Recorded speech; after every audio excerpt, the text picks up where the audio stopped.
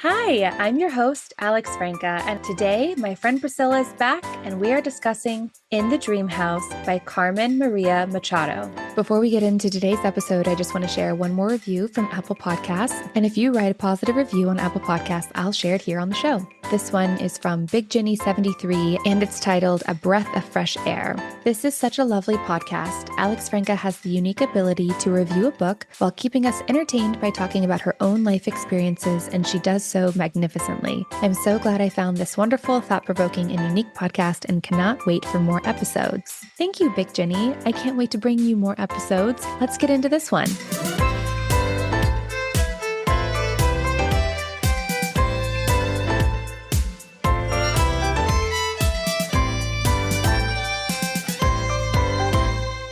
Hi, Priscilla. Hey, Alex. Thanks for coming back. And wow, I gave you another memoir that was not written very traditionally.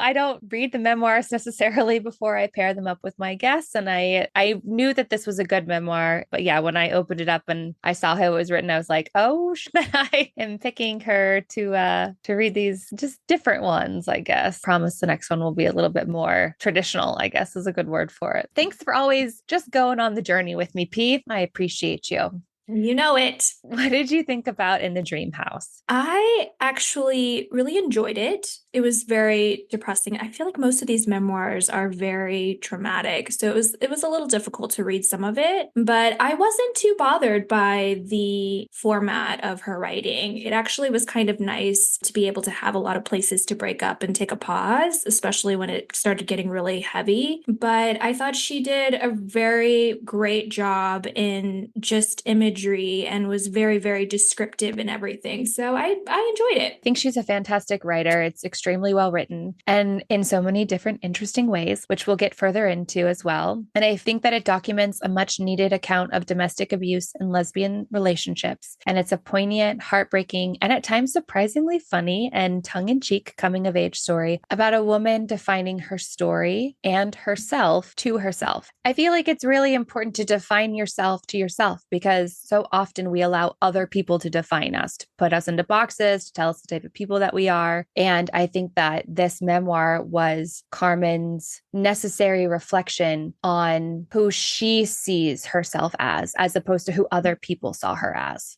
This memoir is really about how one defines themselves within another person. And Carmen writes about an ex-lover, and she refers to this person as her dream house, her home. And throughout the entire memoir, it is about her redefining herself outside of this dream home as it rooted her very much in who she was for so long. Yeah. And I think it's also about creating what she thought was a dream life because she refers to her ex-lover, her ex-girlfriend as the woman in the dream house. So she very much, like you said, is her home, is who she's defining herself with. And then also there is a physical home that very much gets tainted by the abuse in the relationship. And each chapter in the book is the two words dream house as different tropes. So there's dream house as haunted house, there's dream house as romance novel, dream house as deja vu, etc. All these different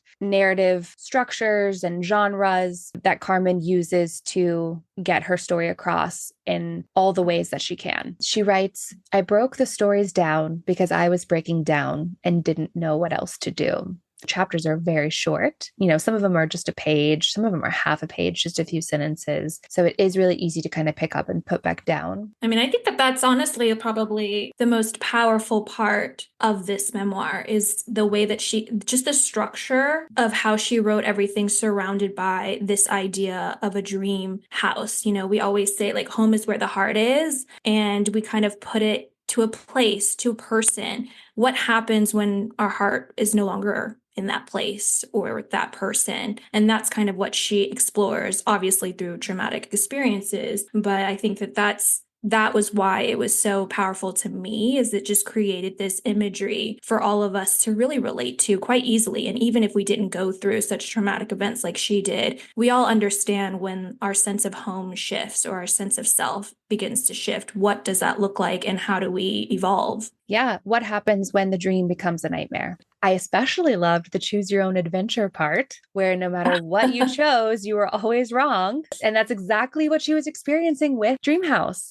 She could do nothing right. I mean, it was such a genius way of That putting was us very, in very her unique. shoes. It was so cool. Yeah. Okay, let's get into it. So it was published in 2019, and this is her dedication. If you need this book, it is for you, which is a lovely dedication. All right, so I like to start with our quick topics, and there were lots of new words in this memoir for me. What about for you? I don't feel like I noticed it. I have 11, but I'll just pick my favorites. Picara, that is a woman who is a rogue or a vagabond. Ennui, a feeling of utter weariness or discontent, boredom. And Zaftig, well-bodied, specifically of a woman having a pleasantly plump figure. Yeah, there are definitely quite a few words that I had to stop and underline so that I could go back and look them up later. Most of the time, you could, with context clues, figure out what she was saying, but I always enjoy learning a new word. Clearly, she has a bomb-ass vocabulary. What was the first one again? Picara. I like that one. Or Picara, maybe? A woman who is a rogue or a vagabond. Yeah. So throughout our episode today, I'm going to refer to Carmen's ex-girlfriend as Dreamhouse. Carmen doesn't name her in the memoir. She calls her Dreamhouse woman. I'm just going to call her Dreamhouse for the sake of clarity, right? She never names her. No, she doesn't. Yeah. Like we've already discussed, she writes this memoir in a very non-traditional way. She switches from first person, second person, third person point of view throughout the memoir. And she writes in first person when she's talking about her history, her childhood, giving us a background of why she became who she is, why she thinks she became the type of woman that this traumatic event happened to, because that's a big question that she has throughout the memoir. Why me? What was it about me? Could I have seen this coming, etc. She switches to second person point of view, which is you. She's literally putting us in her shoes. So anytime that she is writing about the time that Carmen was in the relationship with Dreamhouse, all of that is in second person. I think she's almost talking to her younger self, talking to the reflection in the mirror, maybe. Yeah.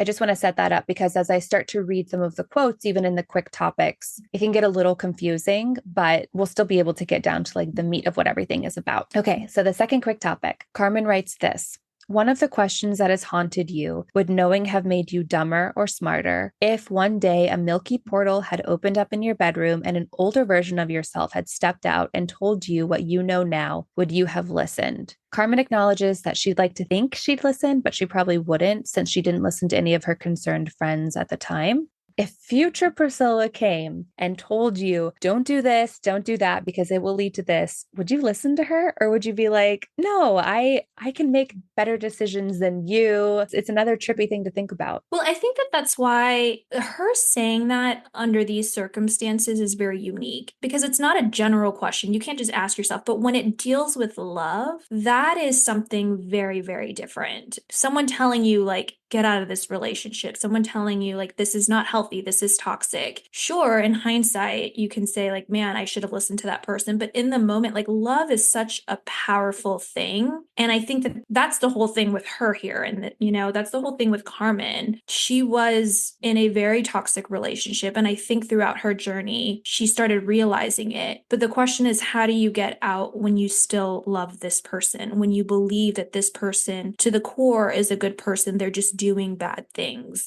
And I think that's the question, is like, because like she said, if someone came and was like, don't do this, get out of it, she probably wouldn't listen. And why? Like I think a lot of people, when you're in love, it's really hard to see. You are seeing everything through rose-colored glass. Like it's just, but I think if it was a different circumstance, obviously, like, don't take this job. It's not you know what I mean? Like different circumstances are much easier, I think, to listen to or not listen to. But I feel like love is such a complex emotion feeling to go through and listen to anyone outside of that, which is, it's kind of hard to talk about because we haven't really gone through what she's gone through to get to be like in this relationship, like why this relationship is so sacred to her to begin with. Mm-hmm. Okay, next quick topic. So like I said earlier, she names each of her chapters Dreamhouse as. This is Dreamhouse as Haunted Mansion. Carmen ponders on the energy left in the house that she shared with her abusive ex-girlfriend. She likens the house to a haunted house, like we talked about. She writes, you were the sudden, inadvertent occupant of a place where bad things had happened. And then it occurs to you one day, standing in the living room, that you are this house's ghost. After all, you don't need to die to leave a mark of psychic pain. If anyone is living in the dream house now, he or she might see an echo of you.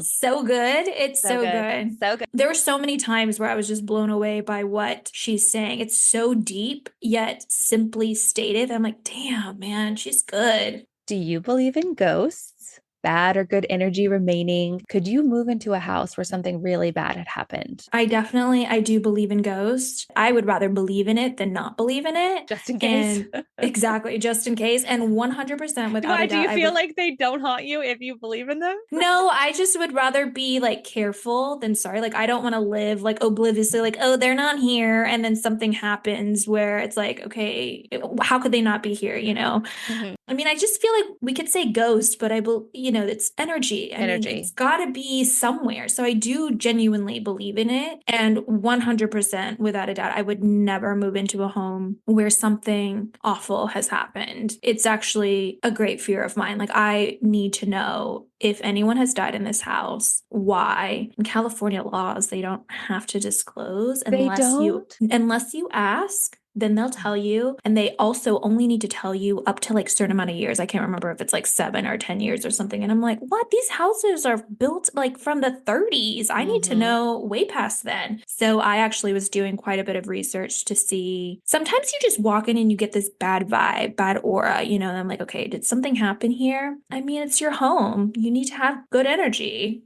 Would you move in to a place where someone got killed? No. And I agree with you. I do think energy remains. I feel like that's part of the thing that people feel when they go on house hunting tours or apartment tours. You walk into a space and it just like the energy feels right. I think obviously people look for layout and design and all that stuff too, but you can walk into a beautiful home and it just doesn't feel like home. I think that like my realtor was probably really annoyed with me because I leaned on that a lot. It was just like, I don't know, it feels a little scary or I'm just having a bad vibe. So like poor guy just had how can you stats. Yeah, like it's like I can't figure that out for you. But it's like, yeah, I'm just not feeling this place. Like something around that corner is a little scary for me. So I know people who sage all of their new places before they kind of move in and just kind of let the bad energy dissipate and all that stuff. Oh yeah. I mean, my parents had a brand new home built and they still had a priest come and like do like a blessing. They had my uncle come and like do like a little blessing and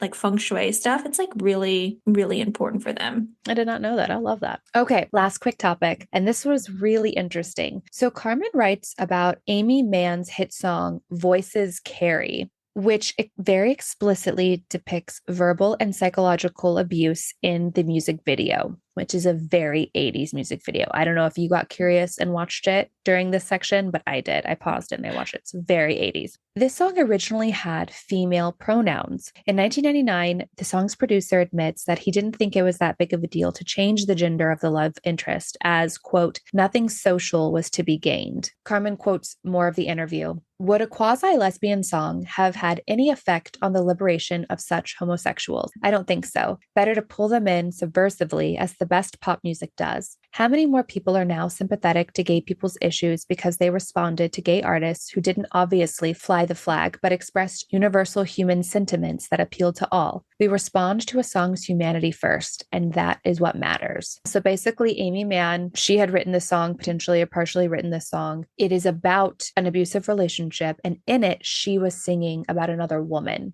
And the producer came in, or the record label came in, whomever came in and said, well, I like the song, but we're not going to have a girl singing about being in a relationship with another girl. We're going to change all the pronouns to he. And this was kind of his explanation of it, was that if we had kept the pronouns the way that Amy had originally written the song, or the way that the song was originally, it wouldn't have had the social impact that it did, because potentially people would have been turned off by the same sex relationship that was being depicted in the song. I think that's kind of the point that Carmen makes throughout the book, is that by not acknowledging that these types of relationships existed, specifically abusive lesbian relationships, then we're basically negating the entire thing. And this guy, the producer, is saying that we're actually making a more of a social impact because we're getting the conversation going. What it sounds like is there's two people with two different goals. is Hollywood right that it's going to reach more ears and be more relatable and have a bigger impact in terms of numbers of people and numbers of dollars? Yeah, that it's true. But I think it depends on what your goal is. And it's the same with any topic. People, if they're not against it, it's like you do you, but I don't need to necessarily see it or hear it. So I think Carmen is right. It's like when it's not brought to light, you forget that these situations even exist. But I think ultimately it is like, what is your goal? I don't know if that song would have been a huge hit then. Who knows? Like, I don't know. That's true. And I think that that's something that Carmen is grappling with in a major way throughout her memoir. And we're going to talk a little bit more about it right after the quick topics. And I know I kind of already hinted at it, but the invisibility of domestic abuse, specifically in lesbian relationships. To me, it very much felt like this was one of the reasons why she felt she got so sucked into this toxic relationship, because it hadn't been talked about and it wasn't normalized. And so it didn't feel like it was something that she could relate to other people about. And she felt very isolated and alone and lonely, instead of feeling like she could draw on strength of others and their convictions and talking about their own experiences with domestic abuse within a homosexual relationship. Yeah, there's a lot of depth to that because it's not just about it's not being brought up. I think the biggest thing is like, why is it not being brought up? And there's just so many different reasons for it within particularly the same-sex relationships. I think this is probably what I learned most is I did not know anything about domestic violence with same-sex relationships. I actually brought it up to my sister who used to work for CPS, and she was like, oh yeah, when you deal with DV, they say, make sure you are extra careful and looking for signs when it comes to same-sex relationships, because statistically there is more domestic violence within those relationships. I had no idea. Hi, I'm popping in here to add statistics. This is from dcvlp.org. It's the DC Volunteer Lawyers Project. And the statistics that they provide are according to the National Coalition Against Domestic Violence and the Williams Institute of Law. Black and African American members of the LGBTQIA+ community are more likely to experience physical violence. Around 44% of lesbian and 61% of bisexual women have experienced forms of rape and physical violence by an intimate partner, as compared to 35% of straight women. 26% of gay men and 37% of bisexual men have experienced forms of rape and physical violence by an intimate partner, compared to 29% of straight men. Lifetime intimate partner violence among the transgender community from studies ranges from 31% to 50%. Okay, back to the episode. So I thought that was probably the most impactful thing. If there's any takeaway from this book, it's that, because it launched me into doing all this other research and why it's not being talked about, what could make it, there's a lot there. I'm very glad that Carmen had the strength to really share this very dark story of hers and bring to light something that isn't talked about often. Yeah, I think this book hopefully starts very important conversations and help people realize that same-sex relationships can have domestic violence, physical, mental, psychological, verbal abuse, just like heterosexual relationships can have. Being a lesbian or being a gay person does not make you a saint. And that's a big thing that she pushes against in this book too. And we are going to get into that. Let's dive deeper. Carmen sets the scene. She talks about her own parents' toxic relationship and how there was very little communication. And you and I have spoken before about the examples that we have as children are our parents and their relationship and the way that they interact with each other, the way that they interact with the world. That's our first example as children of how to view the world, how to go through the world, how to relate to the world, how to communicate, etc. So Carmen sets this up. And then she also talks about realizing that she is interested in women. And her initial reaction to that is that is a very bad thing and that she's a very bad person for doing that. And I think when you talked earlier about how there's a weight to this relationship with Dreamhouse because of the way that she is looking for love, looking for belonging, looking for connection. And Carmen writes about a time when she's on a drive with her scary aunt, she calls her, and her mother after her grandmother passes. Carmen writes, "Your scary aunt said, apropos of nothing, I don't believe in gay people. And from the back seat, empowered by adulthood, you said, well, we believe in you. Your mother said nothing at all." And she writes this: heterosexuals have never known what to do with queer people, if they think about their existence at all. This has especially been the case for women. On the one hand, they seem like sinners in theory, but with no penis, how do they, do it? This confusion has taken many forms, including the flat out denial that sex between women is even possible. She references a lot of other works to really strengthen one of her big arguments, which is that there has been literally no depiction of abusive lesbian relationships in narrative media history. She writes, in an essay about Joan Russ's How to Suppress Women's Writing, Lee Mandel calls women's literary history, quote, written on sand. I can't think of a more apt metaphor for the process of writing this book, which relied on finding texts that talked about queer people and domestic abuse, two topics that have historically been hidden away or rarely talked about. So I wanted to share a few of those examples today, and then we'll get into Carmen's story. Carmen writes, in her essay, Venus in Two Acts, on the dearth of contemporaneous African accounts of slavery, Saidiya Hartman talks about the violence of the archive. This concept, also called archival silence, illustrates a difficult truth. Sometimes stories are destroyed, and sometimes they are never uttered in the first place. Either way, something very large is irrevocably missing from our collective histories. I remember when I read that quote, and it just made me reflect that history is written by the victors, number one, and history has consistently been written by men. Yeah.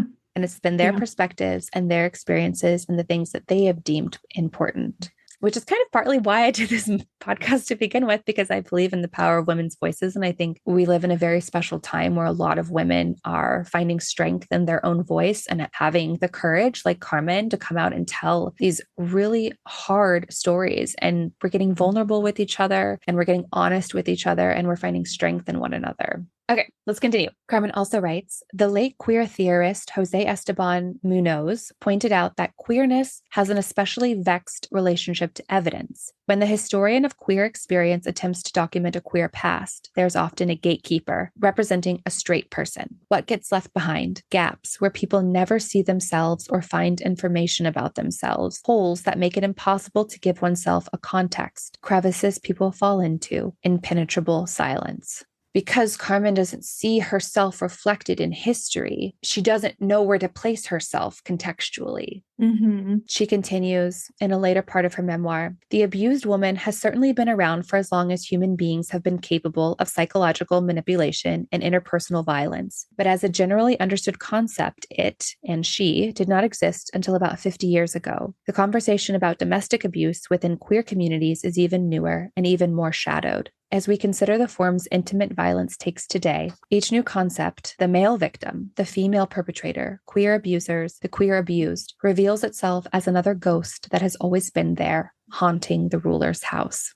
She writes about Annette Green. Do you remember this story, P? Who in 1989 shot and killed her abusive female partner in West Palm Beach? Carmen writes, Green was one of the first queer people to use battered woman syndrome to justify her crime. The baffled judge allowed Green's defense, but only after insisting on renaming it battered person syndrome, despite the fact that both the abuser and the abused were women. Regardless, it was not successful. Green was convicted of second-degree murder. All of this contrasts sharply with the way narratives of abused straight and usually white women play out. I mean, that really stuck out to me because that was such a learning moment for me. Correct me if I'm wrong, because this is how I received the information as I read it. But from my understanding of that, Annette filed, in a sense, like a battered woman self-defense, pretty much.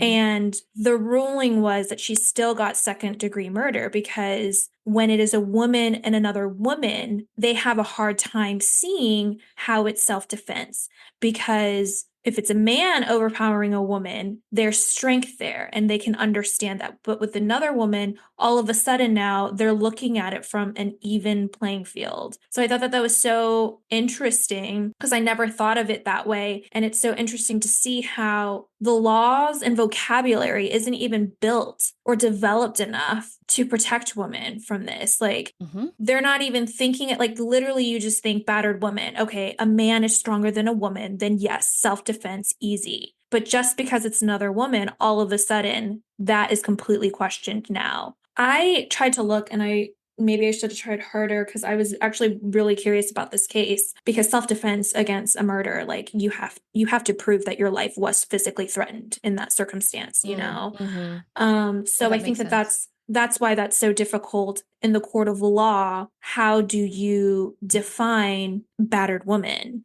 Mm-hmm. And that was just so interesting to me, because I think a woman could be just as overpowering as a man could be. And, you know, there's bias on both ends. A woman could be stronger than the man. Yeah, it is really interesting. The part about all of that that stuck out to me was that the judge didn't want her to call herself battered woman, but a battered Yeah. person.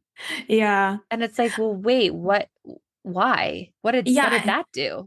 I mean, exactly though. And I think that that's the whole thing, is that they're trying to change jargon and vocabulary because it's a concept that people have a hard time grappling with. And at the end of the day, if you really think about it, whether or not you can pretend we live in a world where the court of law is unbiased, but realistically, when you're talking about, you know, a same-sex relationship, there very well could be people that are biased and aren't treating this based on just facts. She also writes about the Framingham Eight, a group of women in prison for killing their abusive partners, and they came into the public eye in 1992. Carmen writes, people were similarly uncertain what to do with Deborah Reed, a Black woman and the only lesbian among them. Deborah's lawyers did their best to leverage the committee's inherent assumptions and prejudices by painting her as the woman in a traditional sense. Deborah was finally paroled in 1994, the second to last member of the group to do so. An ABC primetime report about them barely talked to or about Deborah compared to the other women, and the Academy Award-winning short documentary about the Framingham Eight didn't include Deborah at all.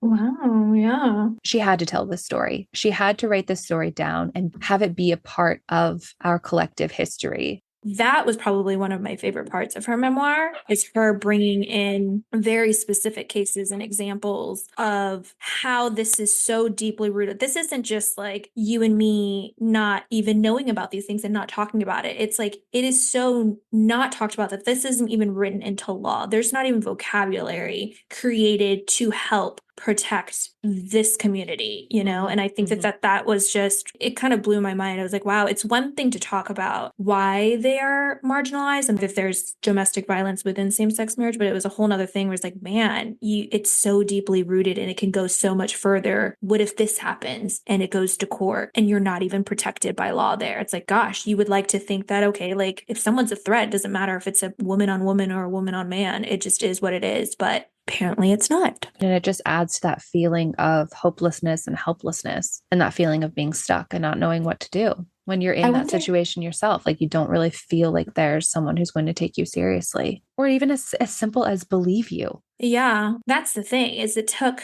I don't know the full extent. I'm sure nobody knows the extent except to those two people, but I'm sure it took some bravery to do what she had to do to whether defend herself or maybe it wasn't, like who knows, but oh, you're it talking takes, about Annette Green. yeah, I mean, it takes so much to come forward, to act, to speak up, that for it to fall on deaf ears is really hopeless. And I mean, I think it's beyond hopeless. I think that that's why there's silence. You know, it's not worth it. It's not why make noise and why put yourself in a vulnerable position when you believe you're not even going to be heard. And I think that that's the root of why not a lot of people speak up about same-sex domestic violence.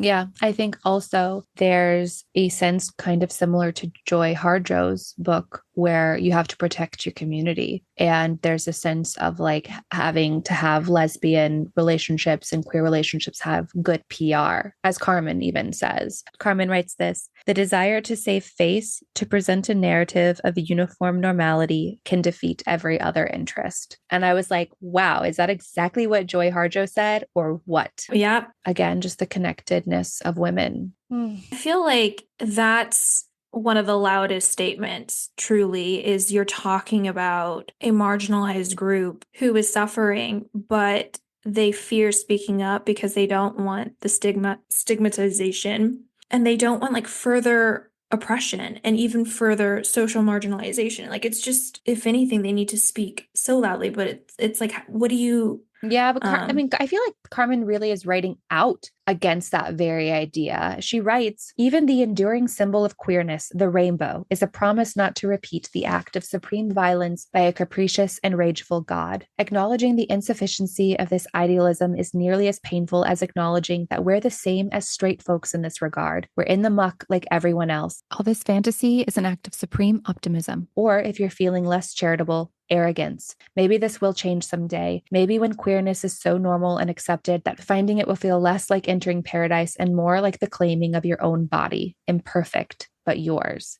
She's speaking of an experience that she had where she was silent. In going through that trauma is where she learns and wants to do the opposite, speaking out and being loud, because she experienced what it's like to not. Yeah. It took her being in a very toxic relationship and not even just being in it, but coming out of it to find the courage and the bravery to speak up and to stand for speaking up, in a sense. Yeah. Let's get to Carmen's story. She meets Dreamhouse at a mutual friend's. She writes, your female crushes were always floating past you, out of reach, but she touches your arm and looks directly at you, and you feel like a child buying something with her own money for the first time. Oh, it's such a beautiful way to encapsulate that first spark, you know? Mm-hmm.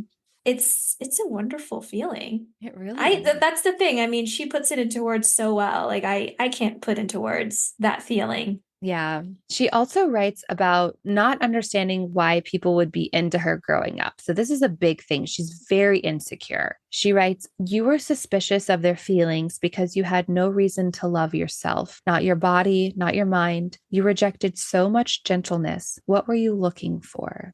She's desperately wanting to be the object of someone's obsessive desire, but she wasn't sure how to get someone to love her. She writes about a friendship, quote, that she had with an older man, her pastor leader, Joel. At this time, she's 13, and she's very earnest about Jesus and Christianity. She writes, I didn't date when most people dated. When other teenagers were figuring out what good and bad relationships look like, I was busy being extremely weird, praying a lot, getting obsessed with sexual purity. She wore a True Love Waits ring, which didn't we all?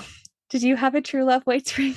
I did. Oh, yeah. James Avery. I had all that jewelry. Yes. Yes. I think both of us understood at an early age, like there was a weight to sex and an importance to it, whether it stemmed from our faith, whether it just stemmed from ourselves. I always sort of registered that it would be a more enjoyable, comfortable experience to lose my virginity to someone who truly loved me, because then I wouldn't be as like judged, I think, about my body. Why do you think it was so important for you not to have sex in high school? My abstinence was truly faith-based. It really was. I think I just was never really boy crazy. Like I didn't go through a phase where I was like really needing of male attention. Aside from the faith base of like, I'm saving, I'm going to be a virgin until I get married, is that I had a lot of guy friends and I was one of the boys. So they talked to me about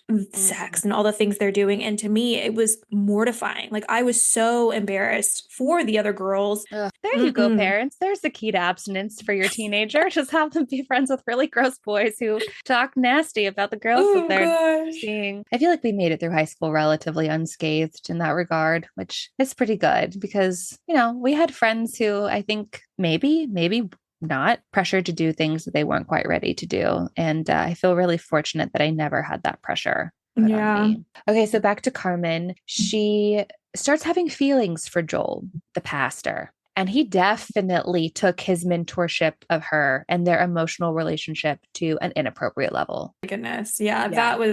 It was carry so on. Inappropriate. She's 13. So inappropriate. It doesn't get physical though. That was my understanding. I think that it was just from how she described it. He just paid special attention to her, one-on-ones in the office, meeting outside of the church and having long, deep conversations with her. He was talking to her about stuff that was not something that an adult, and because I pictured him, was he in his like mid to late 20s, even early 30s at this point? I'm trying to remember ages. I should have written it down, but I can't remember how old he was, but he was married. He was definitely over 18, well over 18. Yes. And even if it was an 18-year-old 13-year-old with a 13-year-old is still disgusting. Yeah, totally. She writes, every night after the campers would go to bed, they're at church camp during this part, I would sit and talk with Joel. He spoke openly, honestly of his faith, how he struggled with his own imperfections, pride and jealousy, and his voice dropping low, lust. It's just kind of like he's like fishing and like he's throwing the bait out there is how I am imagining it. It's one of those situations again where like as a Christian, it's like, damn it. I know. Yet another one. It's like, you make us look so bad. Like, gosh. Why are there too many examples of that? I know. Too many. I mean, really. Eventually, he stops communicating with her and she's left feeling very confused and unwanted. I mean, he really kind of like goes cold turkey on her. And then later, remember her mom tells her that it had been discovered that he was having an affair with one of the parishioners. Yes. His wife. Yeah. Yes. She grew really close to a pastor who's supposed to serve as like a mentor and a guardian, honestly. A guardian. Yeah. Yeah. And I don't want to add intent to it because we don't know his side, but it just feels so manipulative. And luckily, she left, I wouldn't say even unscathed, because that can have some emotional and mental, impact. I believe she's very much not unscathed, which is why she brings up this particular story in her memoir. But luckily, it all has something to do with it. Luckily, nothing physical happened. Something sexual. It wasn't physically dramatic. Yeah. Yeah. Carmen kind of concludes this section of her memoir with this quote, I wanted to associate sex with something other than fear and guilt. And that really resonated with me. I'm not gonna lie. Gosh, talk about that Catholic fear and guilt. Catholic guilt. Jeez, I mean, totally though. You're taught for so long that this is a bad thing to do, and that even like inherently as women, we're just like sinners, It's a really hard thing to unlearn. Oh God. Okay. Back to Carmen. So she and Dreamhouse Woman are hanging out at her house and they watch The Brave Little Toaster, which that movie is insane. Like, have you tried to watch that movie since childhood? I've never even heard of this. You've never heard of The Brave Little Toaster? No, and you know what? This sounds just as funny. It's like, you've never heard of The Brave Little Toaster? It sounds so ridiculous. It's like when my sister and I were bawling because Bing Bong died in Inside Out. It just sounds so silly. Excuse me. I don't remember That's the first one. That's the saddest part. Okay. Dude, I'm so surprised that you never watched The Brave Little Toaster, though. That is a classic with the lamp. All right. You're coming over and we're watching The Brave Little Toaster. What is this? Is it a cartoon? It's a cartoon. It's gotta be. It's a cartoon, but it's like a rite of passage cartoon that every child who was a child in the 90s and early aughts watched. Okay, but what channel is this? A movie or a movie. Like you went to Blockbuster, bitch, and you rented it. Okay. Okay, this sounds like. Are you sure minorities are watching this here? Carmen Maria Machado. Okay. So she and Dreamhouse watch this movie and they have sex. And Dreamhouse tells her, we can fuck, she says, but we can't fall in love. I feel like that's at the start of every romantic comedy. Oh my gosh, yes. Yes. And it almost feels like a challenge, right? Like, don't fall in love with me. Well, yeah, you just want to save the bad boy, or in her case, the bad girl who can't love, But Carmen falls hard, so hard. And so does Dreamhouse Woman. She falls hard for Carmen. Carmen writes, how many times had you said, if I just looked a little different, I'd be drowning in love. Now you get to drown without needing to change one single cell. Lucky you. She kisses your top lip, then the lower one, like each one deserves its own tender attention. She leans away and looks at you with the kind of slow, reverent consideration you'd give to a painting. She strokes the soft inside of your wrist. You feel your heart beating somewhere far away, as if it's behind glass. I can't believe you've chosen me, she says. Earlier, you said that she was not a bad person. She just did bad things. And I think that her abusive tendencies were learned tendencies, as we'll discuss coming up very shortly. But it all feels so perfect. I think Carmen's coming from a perspective who was insecure, who was never loved the way that she wanted to be, who honestly seemed like she didn't feel like she deserved love. And so here you are with someone telling you these, it's almost like she's just susceptible to this type of relationship because she's hearing all the things she's always wanted to hear. Of course, you're going to fall right into it. Yeah, and there are really no red flags now. Like I don't think the smoking weed thing has happened yet. I mean, it is in the honeymoon stage. It's all okay. The red flag is we can fuck, but we can't fall in love. Like that's a red flag. But like, yeah. Well, she kind of says that because Dreamhouse Woman is actually in a relationship with another woman, but she says that they are open and she wants to move to Iowa to be closer to Carmen. And she applies to Iowa's graduate writing program, but she doesn't get in. Instead, she gets into Indiana's. Val, the other woman that Dreamhouse is dating, is going to move to Indiana to be with her. Val is also open to a polyamorous relationship because Dreamhouse Woman wants to keep dating Carmen as well. So things are going really well between Carmen and Dreamhouse. Their sex is amazing. They are in lust and in love. That's the great place where you want to be, right? Then there's an incident. Carmen and Dreamhouse are working as test graders over the summer, and during a bathroom trip, Carmen gets roped in by a crying woman and stays with her. Dreamhouse is furious that she didn't know where she was. Carmen writes, "Where the fuck were you? You explain about the woman in the bathroom, how you couldn't text because you didn't want to interrupt her. You fully expect this explanation to deflate her rage. You even expect her to apologize, but somehow she gets even angrier. She continues to pound the dashboard. You are the most inconsiderate fucking person I've ever met, and how fucking dare you just walk out of the building with an explanation like that? Don't talk to me like that, you say. Then, horrifyingly, you start to cry. I had to make a decision, and I feel confident that I made the right decision." She unbuckles her seatbelt and leans very close to your ear. "You're not allowed to write about this," she says. "Don't you ever write about this. Do you fucking understand me?" You don't know if she means the woman or her, but you nod. Fear makes liars of us all. Oh, and when I read that, I was like, run, Carmen, run. That's just... Somebody shows you who they are, believe them the first time. For her to erupt like that, when Carmen had a very reasonable explanation. She was literally trapped in a bathroom by this woman who was like crying and just wanted somebody to talk to. And there was no way Carmen would have looked like a major bitch if she'd been like, "Excuse me, I have to go tell my girlfriend where I am," you know? At this point, Dreamhouse had been cool and compassionate and kind. Like this was the exact opposite reaction that she expected. Yeah. I think whatever reason she had is still not enough for her to totally have that type of reaction. It's like you want to, okay, like I get you have your reactions, but to put it on her, I think it's also the language. With curse words, we like when I'm reading that, I hear her like shouting, particularly, you know, and it just feels so aggressive, like very, very aggressive. And like sharp and like pointed and like, And I love that she included the part where Dreamhouse tells her not to write about her. Then Carmen did. I was like, yeah, you go, Carmen. So Carmen reflects on this in the next section. Dreamhouse is the first woman who wants her in this obsessive way, like she wished for, right? She also remembers how her dad would talk a lot about women's emotions and their sensitivity. And she wonders that maybe she's learning, quote, that lesbian relationships are somehow different, more intense and beautiful, but also more painful and volatile too, because women are all of these things too. She's wading into unknown waters and trying to justify Dreamhouse's behavior because it's love, right? And as she's written many times, she doesn't have any other reference points to read about and to kind of check and be able to say, wait, is this how it is? Is this okay?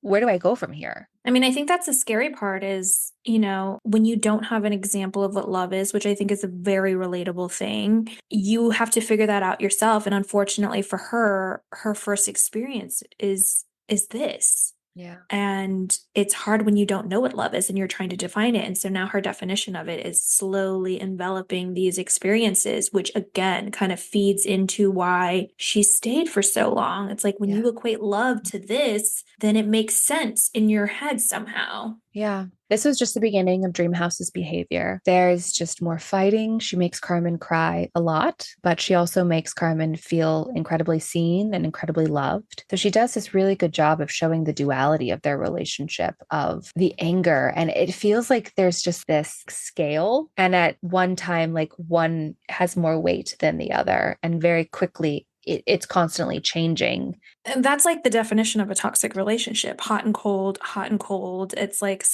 she's at one point, Dreamhouse woman is extremely mean to her. And then the very next minute, she's love bombing her. And this is, I mean, that is literally how toxic relationships are. There's no in between. She tries to like convince herself that this is just how it is with another woman too, because women are just more emotional. Even though Carmen herself would never ever treat Dreamhouse this way. It's like, well, wait, if I check myself and I say, like, I would never talk to somebody I love this way. Mm-hmm. Well, it's also interesting that she uses stereotypes of women against her own. I mean, that's the stereotype people think of. Oh, what are lesbian relationships like? It must be so emotionally fulfilling because two women, they know what to say to each other, how to feel. And it's just like, that's not necessarily always the case, you know? Yeah, yeah. And then they go visit Dreamhouse's parents. They spend a lot of time fighting there. At one point, Dreamhouse digs her hand into Carmen's arm, so it gets physical. Carmen addresses it very articulately, might I add. I was honestly, after I read the section, I was a little taken aback and I was like, wow, is she well spoken here? Carmen writes, I need to talk to you, you say. Earlier, when you grabbed my arm, that was so scary. You touched me, and it wasn't with concern or love. You touched me with anger. You feel like a fucking hippie, but you don't know what other language to put to it. The panicked tattoo of your heart. You squeezed, and you lift your arm where you've begun to bruise ever so slightly. Why did you do that? Her expression is flat for half a second before her chin begins to tremble. I'm so sorry, she says. I didn't mean it. You know I love you, right?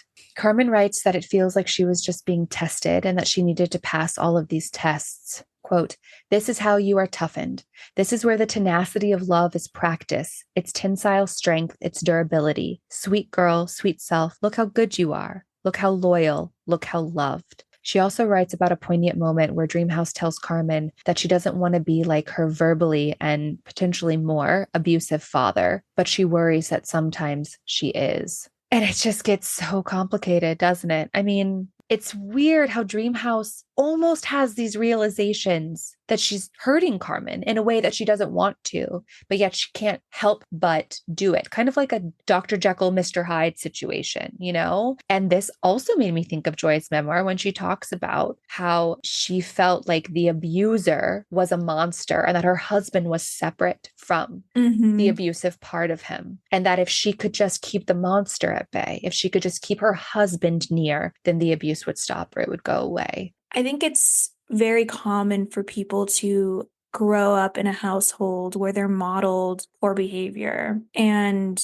the innate thing to say is, this is all I know. Yeah. There's room for grace for that, but there's also a responsibility on the person, should they be educated or motivated enough to, in a sense, find it in themselves to learn more, because the truth is that really is all they know. So it's not an excuse, but it's a way to understand why they're behaving that way. But I think that that's the hard part, is to add the second part where it's like, well, you got to break the cycle and you have the opportunity to learn new things to know, new ways to act. You have to give yourself that opportunity, though. You have to seek it out. Yeah. Exactly. And that's, easier said than done. So it's not like I'm sympathizing with her as an abuser by any means, but it is, I think that's a really common thing, is where that's all you're modeled and it's all you know. And so, I mean, we do things because our brain has processed it so that we don't have to think as much. It's a response. And that's just when you know something, it's automatic, and that's really difficult to unlearn and relearn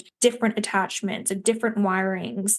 So when she says that, I feel like what was sad to me was how long it took Carmen to challenge that, because it seemed like her Dreamhouse woman hasn't been fucking challenged. Like, agreed. It's almost like, this is all I know, I'm sorry. And it's like, okay, the grace is given, no challenge. It's just, there's almost like, because she has a reason for it, it becomes an excuse instead of a motivation to be different. It's just so weird that she has such a self-aware moment and then nothing. And then it just falls flat.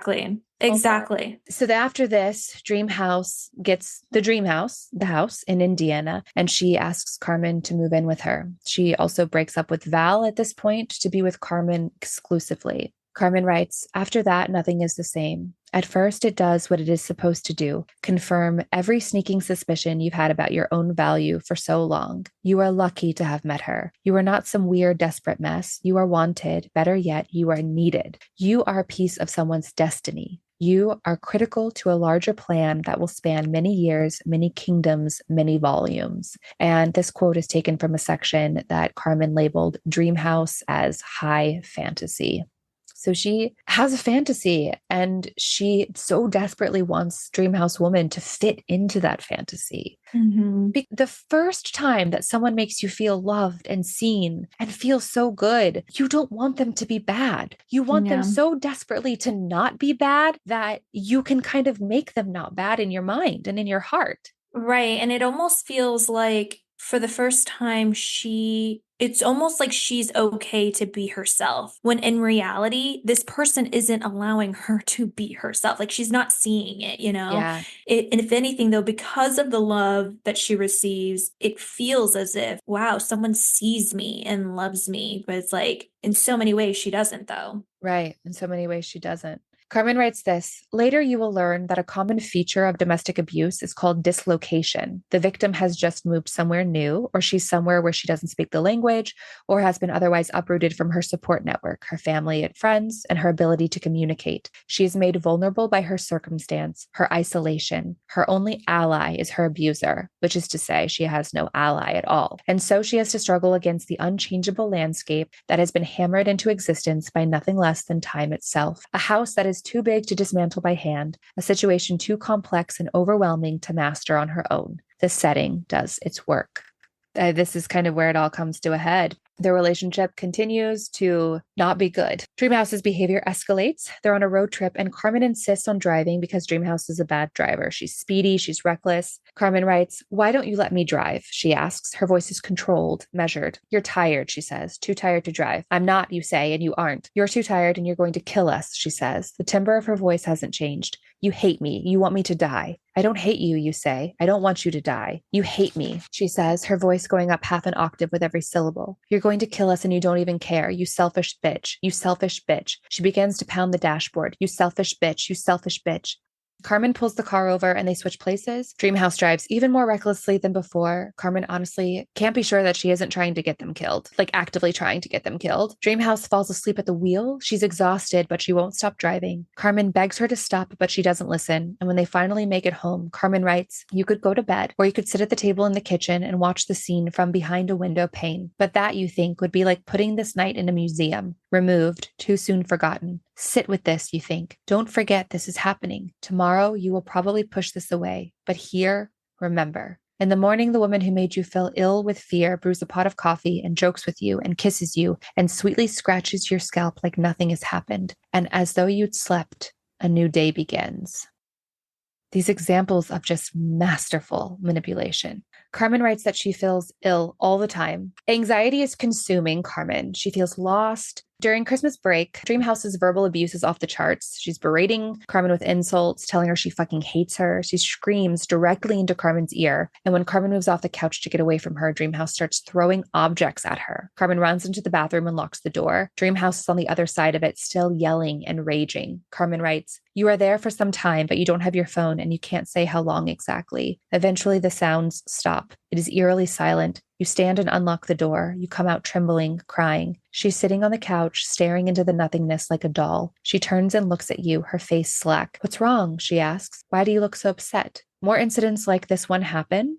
Carmen writes, she blames those nights on a kind of amnesia. You do research while she mopes around. She feels bad, so bad, she says. There is remorse there, true remorse. And yet, sometimes you catch her composing her face into sadness. You want an explanation that clears her of responsibility, that permits your relationship to continue unabated. At night, you lie next to her and watch her sleep. What is lurking inside? Horror movie. It is a horror movie. Carmen tells Dreamhouse that she has to go to therapy or she'll leave her. She does for a little while, things get better. And then Dreamhouse tells Carmen that she's too busy to continue therapy. She writes, "You remember your promise to leave her if she doesn't get help, but you don't push the issue. You will never talk about it again." Carmen writes this, "In the pit of it, you fantasize about dying, anything to make it stop. You have forgotten leaving is an option." And like the twist I did not see coming, Dreamhouse actually leaves her. She leaves Carmen.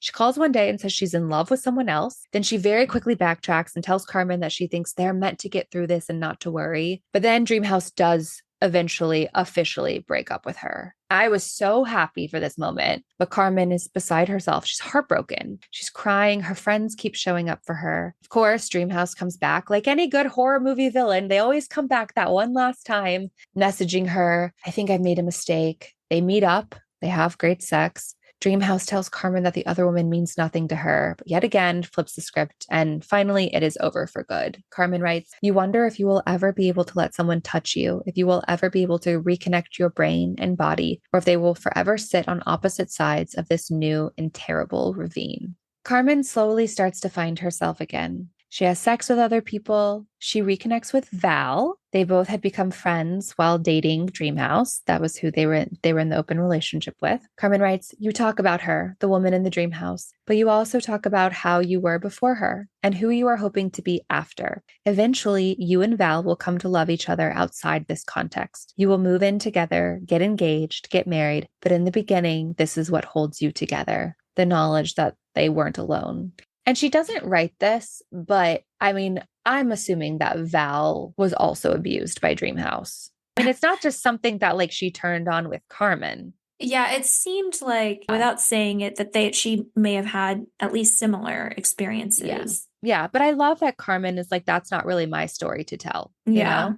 And it was nice. Like, we want Carmen to get her happy ending. And it is very ironic that in the end, she comes back to this woman through Dreamhouse. Yeah. She writes about being unsure of how and where to end the memoir, and she references a Panamanian folktale that ends with, "My tale goes only to here. It ends, and the wind carries it off." Carmen writes, "It's the only true kind of ending. Sometimes you have to tell a story, and somewhere you have to stop," which I thought was the coolest way for her to end her memoir. Because it is hard. It's like, well, her life keeps going, you know? Right. But that's not what this book was about. This was about this snippet in time, this journey, why she thinks she got into a relationship like this, and the solidarity that she can offer to other women and people who have gone through this, who are going through this. She can see them and understand them in a way that maybe they're not feeling very seen or understood. The ending was actually so powerful to me because maybe I'm reading too into it, but it almost felt like there is no ending to this story. This is something she's going to live with forever. This is part of who she is. It doesn't necessarily have to define who she will be, but it is part of who she is. And so there's no ending to this. It's just the ending of this book / chapter of her life and carrying on to what's next. It was kind of nice to see a memoir end that way because I feel like a lot of times it ends where you're just kind of like, they're covering so many different topics and aspects of their life that you're just like, okay, well, then what happens? What happens? And the reality is like, we don't need to know more of what happens here. What's next is, how is she going to deal with that? And how is she going to live on knowing that that is part of what she experienced? Well said. To me, this memoir is written by someone who just feels life, is sensitive, and does a beautiful job of articulating the human experience. I think that she's a champion for queer women who suffer domestic violence. She's courageous, as you said, to share this story. And I thoroughly enjoyed this memoir and all of the like imaginative ways that she went about getting her point across. Yeah, I actually, after reading this, it's like, thank you, Carmen. That's all I can say is just thank you. 'Cause even though, not having experienced anything similar to what she has, it really makes you empathize and want to learn more and seek ways to help. And I can imagine that that would be one of the many reasons that she would want to write this. Yeah. Yeah. Like she said earlier, if you need this book is for you. Mm-hmm. I agree. Thank you, Carmen. Thank you for sharing your heart and your story with us. It's not an easy thing to do, and it was done very beautifully. And thank you, Priscilla, for discussing Carmen's In the Dream House with me. I always appreciate our talks. You have such a big heart, even though fortunately this isn't something that we have experienced on our own. It doesn't mean that we don't care about those who have experienced it and want to in any way provide a way to help people moving forward. Yeah, if anything, hopefully other readers are feeling the same way, and together there can be a difference. All right. Well, I love you. Thank you again for joining me tonight. Thanks for having me. Bye, P. Bye. Love you. Thanks for listening to Babes in Bookland. To access the full version of this episode, you can subscribe on Apple Podcasts or support us on Patreon. Visit babesinbookland.com for more information.